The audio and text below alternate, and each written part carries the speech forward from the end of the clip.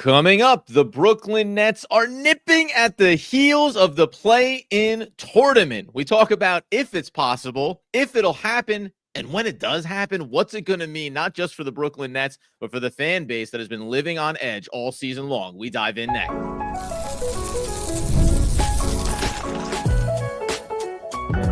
You are Locked On Nets, your daily Brooklyn Nets podcast. Part of the Locked On Podcast Network, your team every day.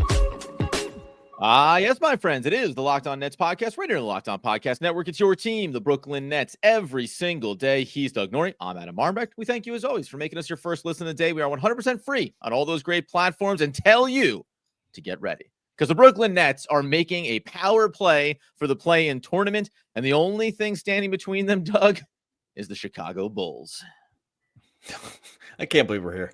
This is unbelievable. The Nets, as of this recording, Feel free to explore the mental space that goes into being in the potential play-in tournament. It's like too much to really kind of figure out. It's like, and you really only can actually have it snap into focus if you've been watching this team for a while, covering this team for a while, because what you say to yourself is, it couldn't go any other way.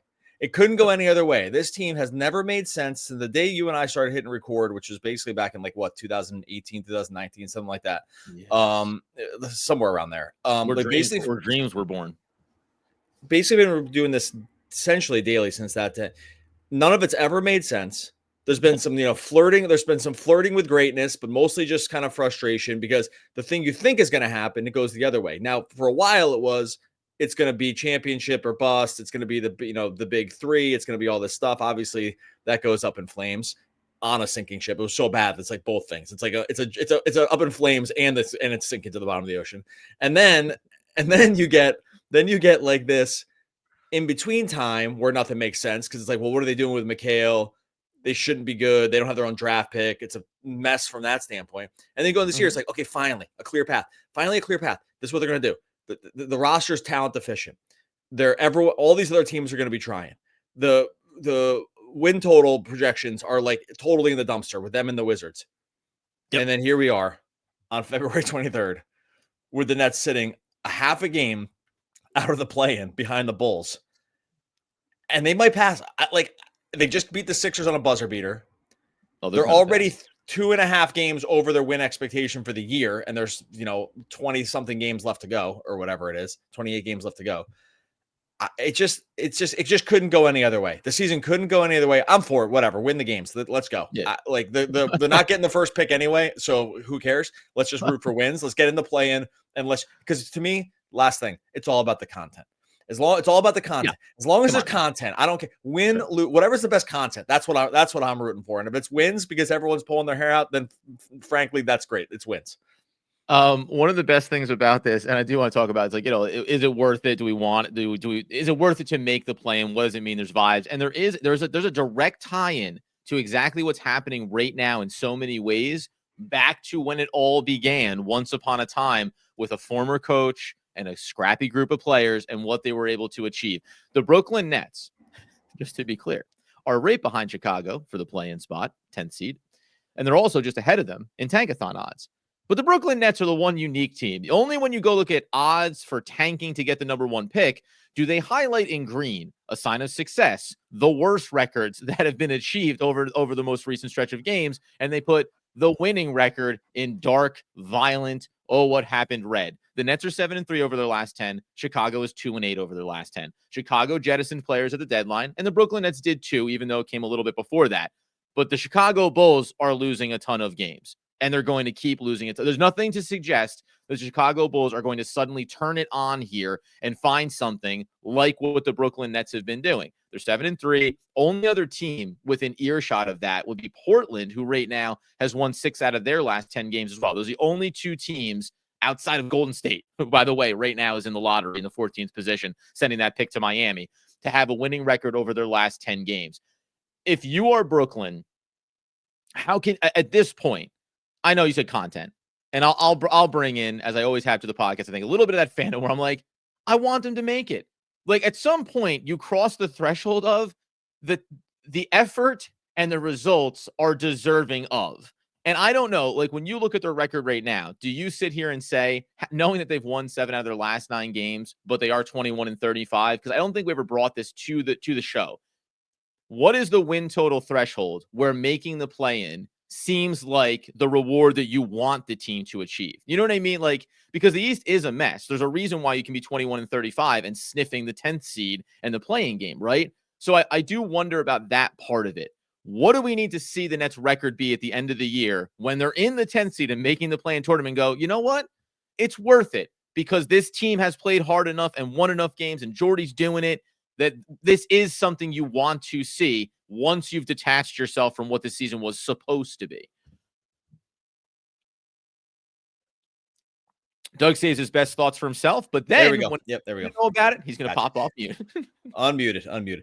No, I think that, I mean, they're already there, frankly, because it's just they're already so high above expectation, like on their current trajectory.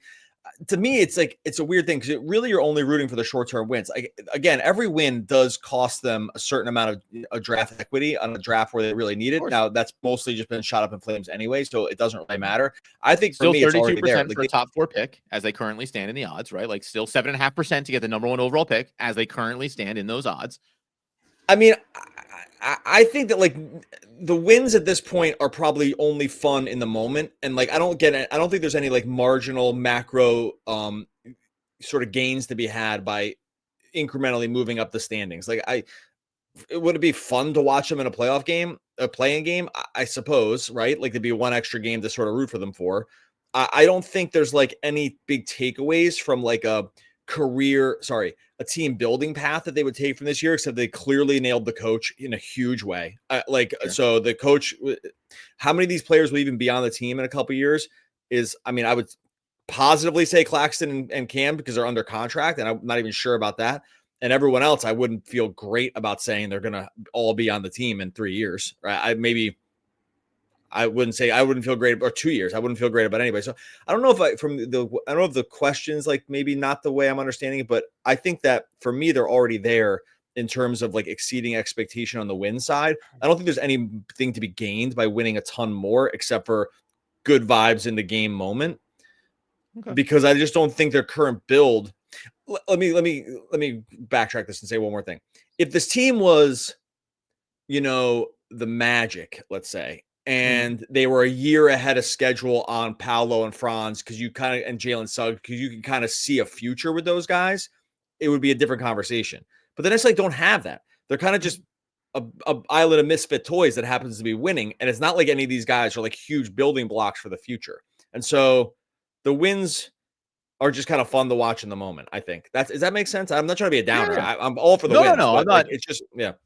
I mean it as it's the honest question around it, right? Because we know there's a segment of the fan base that's going to say none of these matter at all. It's all a disaster. You've ruined the season. You've ruined the chances. Everything else, right? And then we've heard, especially over on, by the way.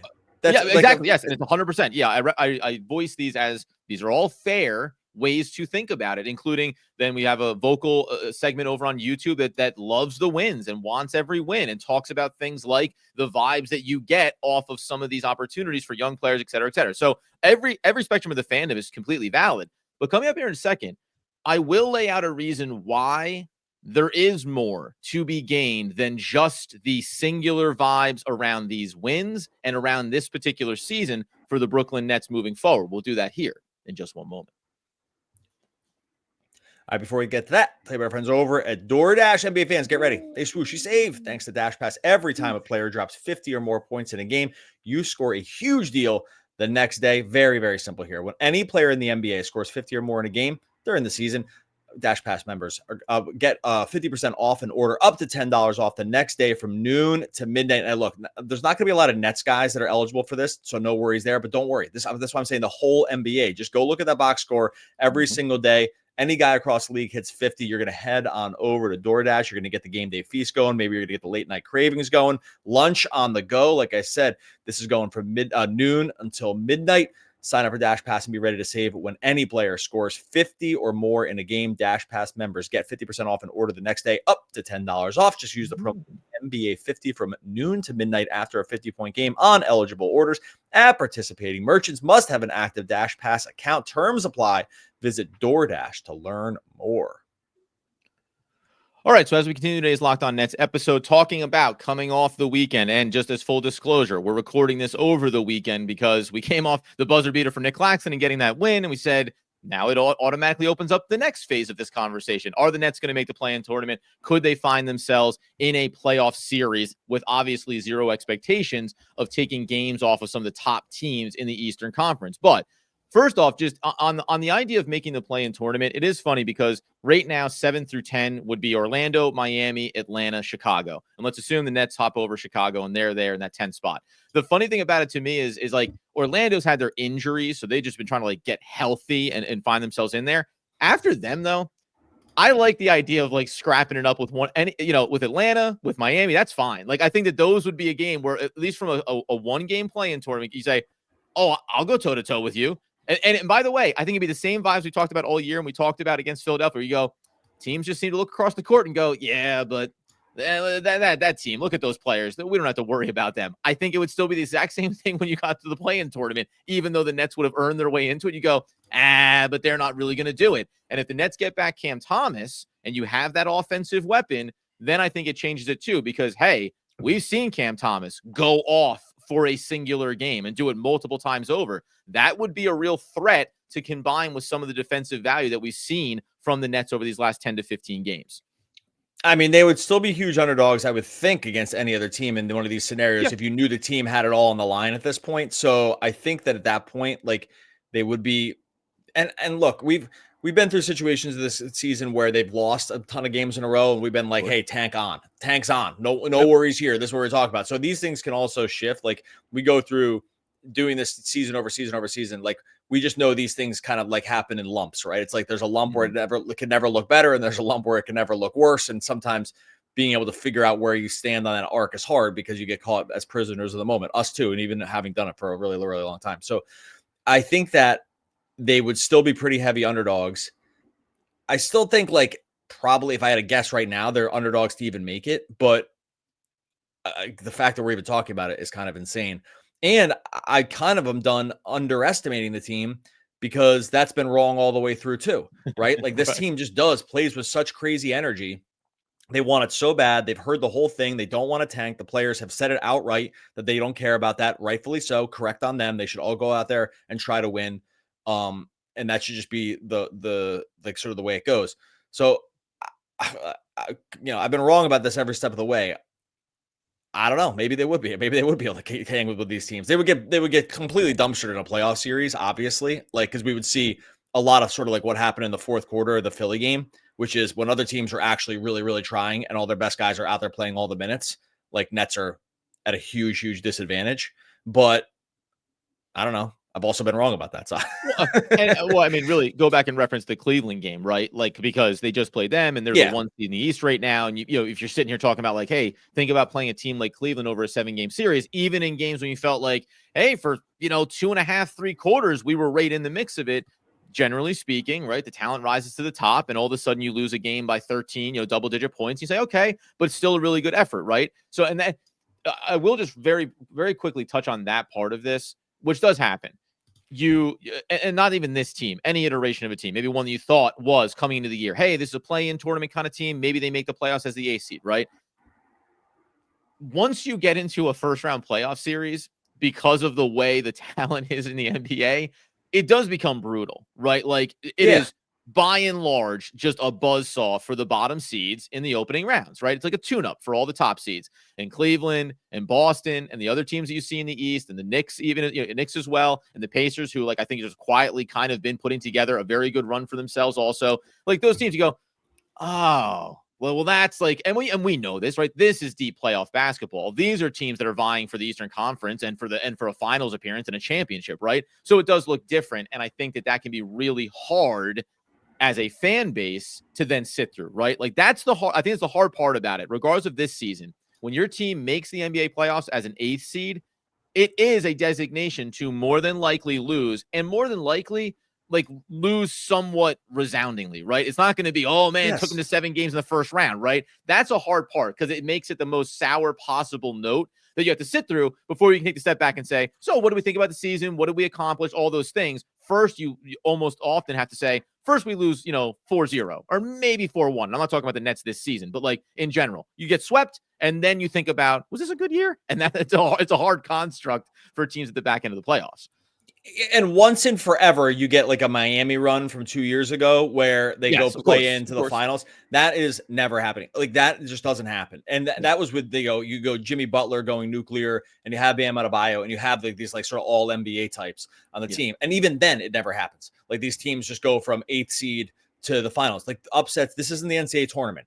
Once you when you get over a 7-game series, the talent wins out. Right? Talent wins out and then scheme second. And then you can make minor adjustments along the way. And maybe sometimes you get teams like the Sixers who kind of like perennially underperform. And you get some teams that overperform, a la the Heat, let's say. But overall, the best team is just going to win over a 7-game series. Like variance is not on your side. Variance is on your side in the in the NCAAs, where it's like, hey, it's just one game and we can just run hot or run cold. This just doesn't really happen. This isn't hockey. This isn't the NCAA tournament where you can just sort of run hot over key metric. Baseball too, where you can just kind of run hot over key metrics over over a short time, because those are high variance sports, right? One run, one goal, or one game in the NCAA tournament. This is not how basketball works. Like everyone's gonna regress to their mean. And if you're Jason Tatum plus Jaylen Brown plus Kristaps Porzingis plus Drew Holiday plus Derek White, like you're gonna win.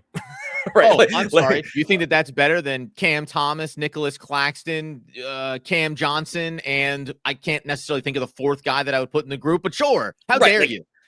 If the Nets win, like, let's say, like, I mean, this isn't going to happen, but maybe if the Nets got like through the play-in, let's say, and became the 8th seed and played the Celtics or the Cavs, honestly, too, they would be double-digit underdogs every single game, would be high probability to get swept, and that would just be what happened. Okay. So, and by the way, how do we know this? The Nets have done this themselves multiple years, where they got into the playoffs and just got resoundingly swept every single time because the other team brought it more and had more talent or whatever. So this isn't like, shouldn't be a new concept. So anyone that wants to come and say, well, you never know, I think on this one we do. Yes, we've been wrong around some of the win total stuff for sure. On this one, I would bet everything I own, like easily, that they would at very long odds. That's how good I would feel about it.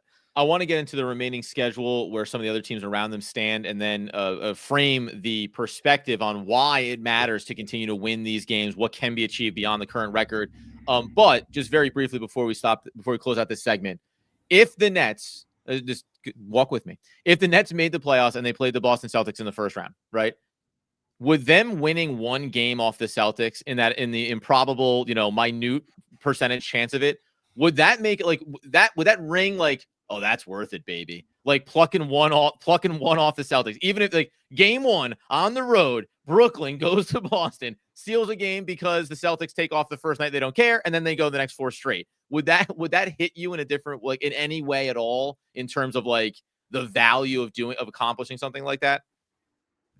No, and I know you don't want to hear that, but like no, because I would come in after the game, like during the game, I would think it's the greatest thing ever. After the game, I'd be like, this is amazing. This is incredible. The next day when we did the podcast, I'd be like, oh my God, baby, this is a beautiful thing. I wouldn't be over my skis about them beating them, but I'd be like, oh my God, this matters. This is crazy. This is great. And then 3 days later, when they got swept, I go, oh, okay, well, maybe it didn't matter as much, but that moment would be worth something. Right. It would matter for like 24 hours, and that would be it. Like, unlike, again, if the team build was different and the team current construction was different, where this was all young guys who they had drafted and were going to be on the team forever, and you could really see a trajectory where it's like, hey, SGA is making the leap right now or something like that into this, but they don't have guys like that. So, and like, this is a team, these are team wins. Like, maybe they could be marginally better. NBA is a talent constructed league. No one on this team, I can safely say this, no one on this current team is making the leap, except for like Cam, is making the leap into the top 15 best players in basketball. Or top 20. No one is for 100%. And so when you can't do that, like you're topped out at like you're just topped out on like where it can go. And this is, by the way, the Nets are at the top of where it can go right now. They're at the tippy top. Their Pythagorean record is like 6 wins lower than what they have now. It's totally nuts. Coming up here in a second, we'll take a look at teams, the remaining schedule. What type of opposition will they be facing in their way? Why the Nets are probably going to make the play-in tournament, and I'll push back on the value of achieving this marginal goal for Brooklyn in just one moment. All right, so as we close out today's Locked On Nets episode, talking about the play-in, because that's where the Brooklyn Nets are. They're sniffing it. They're on the heels of the Chicago Bulls, and that obviously means that there is a real world where they accomplish this. Okay, first and foremost, quickly, from 7 to 10, Orlando, they're 28 and 30. You'd say there's no chance the Nets are going to catch them, but it's just the reality of it. They're going to play 12 more games against 500 or better teams, 14 against the East, 13 at home. Miami, if you want to talk about them cementing their playoff spot, they have 18 games out of their 28 at home. 15 of them are against 500 or better teams, 21 in the East. Here's where it gets interesting. The Atlanta Hawks are 26 and 30, 15 at home. They'll play 12 teams above 500, 18 in the East. The Chicago Bulls only play 11 teams above 500 over their final 25 games, though more of them are on the road. And then you get to Brooklyn. What do you think the chances are the Brooklyn Nets take on 15 teams that are over 500 in their final 26 games? They have 14 at home. 15 of those games are in the East. Can they still have a winning record over those 15 games against 500 or better teams? Can they close to a 500 record, I should say? Can they go 7 and 8, right? We talked about this. They are 8 and 12 against 500 or better teams over the course of this season. No, I don't think so. And I actually think I'm pretty solid on this because one, like the math just doesn't say it. Like there's going to be a certain level of variance where sort of what the Nets are doing is unsustainable. The defense has been great, but the offense has been dreadful, and you just really can't get by in the NBA. They have gotten by on this for a little bit now, and it's been, if you were betting against them during this time, you've just gotten absolutely railroaded. But overall, speaking back to what we said about like variance before, I'm still on variance side on this, and like it comes for us all, right? Like a regression comes for us all, and that's going to be the case for the Nets. Like they just can't continue to not score. I also think what's going to probably happen, and this is just narrative Nancy talking, is that this Sixers loss is going to be a wake up call for some of these other teams to be like, hey, like we have to take this team seriously, and for some reason, losing to the Sixers, the buzzer beater. So it was kind of like a national thing. It was, shared that's talked by accounts that just aren't net centric. Like, oh, look at Embiid and PG, like this team's a dumpster fire. I think this will be like a little bit of a narrative wake up call for some of these other teams out there that are just be like, we just can't let them score 40 points in the first quarter. Look at this team. Like we have to go out there and really try. I actually think they're going to my guess is they're really going to struggle over this next group of games, because any team that thought they could just kind of relax and take it easy, weirdly, I think that Claxton buzzer beater is going to be a wake-up call to some teams and just say, look, we have to go out there and just stomp on these guys early, get all the way into their grill so they can't score. And you know what I mean? I just think that will be a thing. I think that like that this Sixers win looked wake up call is the wrong word, but like, you know what I mean? It's like, I think other teams are probably like noticing like, hey, this isn't a team you can screw around with. Yeah, well, I guess it's interesting because Philly is a bad team. I mean, injuries or otherwise, like they're a bad team. But the buzzer beater part of it, which elevates the attention to the game, because the Nets just beat the Sixers 2 games ago as well, right? This is their second time that they've taken them down in recent games. Yeah, but everyone played in this one though. Like everyone. I was going to say, right. But you had the full roster, so you go, oh, that's the full strength. And so here's the thing: we're going to do a couple of things here quickly before we wrap this one up. One, over the next 15 games, and I already did this once, but then the Nets won a handful of games, so I have to reset the timeline. But over the next 15, especially towards the back end of it, mid-March to the end of March, they're going to play the Boston Celtics twice. They're going to play the Pacers twice. They have Cleveland in there again. They have Golden State. They have the Spurs, although no Wemby now. And they do have OKC coming up here in just a couple of games. There's 8 games right there that even in the best of times and the best versions of this team, you'd say those are going to be losses. Think about them like you think about Cleveland, right? So if those 8 games are going to be losses, then you have to start to look across the rest of that schedule in these 15 games and say Washington coming up on Monday night.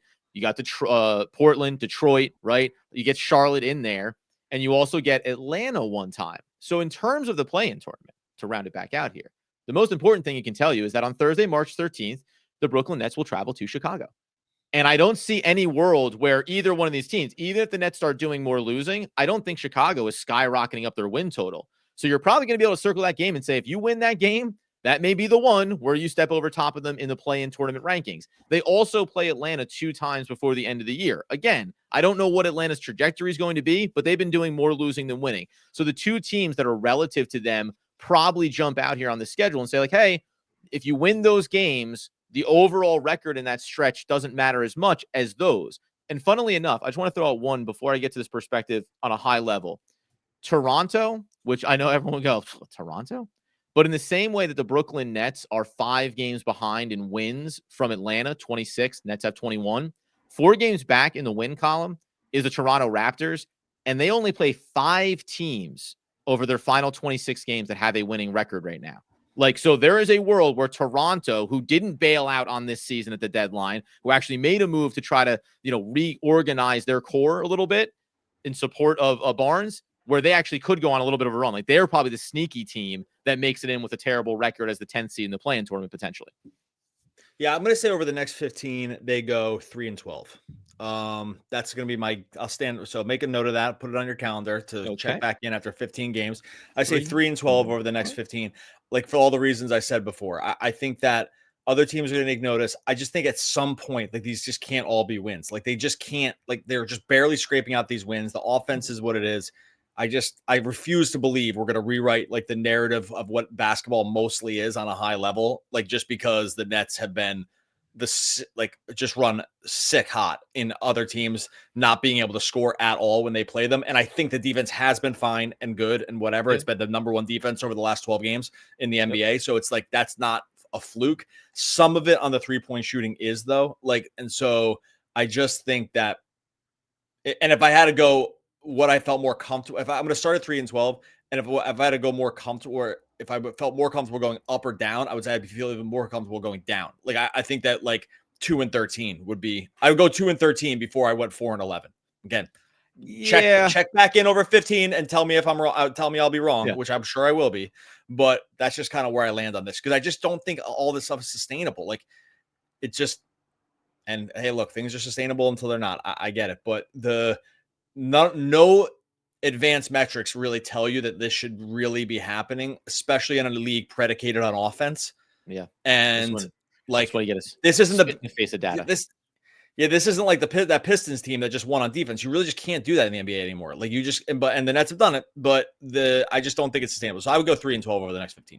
And so some part of these games I had included in my previous 15 chunk, where I put the over-under win total at 5.5, and the Nets blew past that. But if we're starting here with Washington and going all the way through March 22nd, where they play at the Pacers, and they'll be at the Pacers on a back-to-back for both those games. That'll be a 3-game road trip that starts with Boston in Boston. I'll put them at 5 and 10, because I still have the Wizards, I still have Charlotte, I still have Chicago, and again, I still have to look across this whether it's Portland. They've been winning basketball games, but they're not a world beater at all, and there has to be like one other kind of surprise in there. So I'll say it at 5 and 10. We'll see where we stand at the end of it. And by the way, if they go 5 and 10, they may still be within earshot of the play-in tournament. That's going to be a reality of this team as well. There's 2 things I want to make sure that I said here. One, when it comes to potentially making the playoffs, I think a player like Cam Thomas that actually you could look back at that in the offseason going to next year and say, oh, there was tremendous value. If we assume that he gets back on the court and he's playing, the world where Cam Thomas is a 30-plus point scorer for 4 games when they get swept, but is like the offensive engine of the team and can have the difficult assignments of Jaylen Brown get put on him and still manage to score, you'd be like, well, all right, like, this dude is proving. He's already proved in the regular season, but like, he's proving it at a playoff caliber level when teams want to dismiss you quickly. Like, he can go out and do that. You know what? Can I tell you whatever, if that happened, what everyone would say. Go ahead and say it yourself. I won't even say it. He scores 40 a game in the playoffs and they get swept and losing by double digits every game. What would be the next thing everyone says?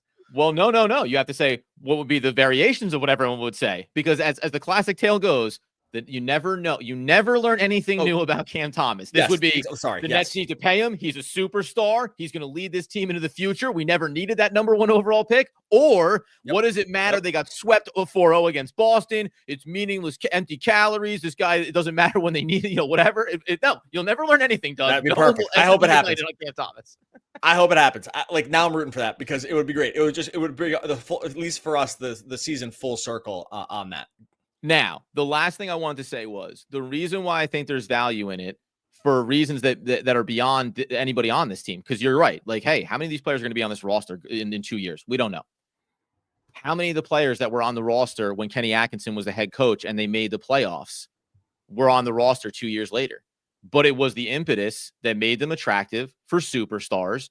and made it a place to go. Now, whether or not I want it to follow suit, where the Nets become attractive for superstars, they bring him in, and then they fire Jordi Fernandez because they don't like playing underneath him, a la Kenny Atkinson. Of course not. But that those footprints are there in terms of being a place that they want to go play. Do I think there's a reality that all those players also want to come here because the checks were getting cut? Of course. Like, that's a big part of it too, right? But so that is something that I think matters in terms of being a team that's 20 games under 500 by the end of the year or 10 games under 500 by the end of the year. Like, I think it matters perceptually what you are as a team by the end of the season, and maybe making that play-in tournament, making it to the playoffs does signal something different if you're going the route of pursuing a superstar in the next 2 seasons. Yeah, I tend to agree with that. Like, look, if it's all about culture, baby, then maybe this is then the culture narrative. I mean, the culture maximalists are absolutely having their dinner out right now. Like, this has been the greatest thing that could ever happen if you're team culture, or as I say, culture over expectation. My COE stat, COE, it's either COE or COE plus, depending on which analytics you want to get. Like, their culture over expectation right now is insane. Sitting at 13.5% now, with only room for upside because they've exceeded the win total. All right, we're gonna get out of here. Nets will obviously lose to the Wizards on Monday night, just to be clear. 3-12 over the next 15. Make sure you subscribe wherever you listen to podcasts. Make sure you subscribe over on YouTube as well. Leave a comment on YouTube as well. We take stuff for the comments and turn them into episodes at times. So make sure you leave some comments over on YouTube. Happiness radiates when you let go of negativity and embrace the power of good vibes. And that is one Jonathan Gordon. One of the all-time great poets. We're back again tomorrow talking more Brooklyn Nets basketball. Basketball, basketball, basketball, yeah.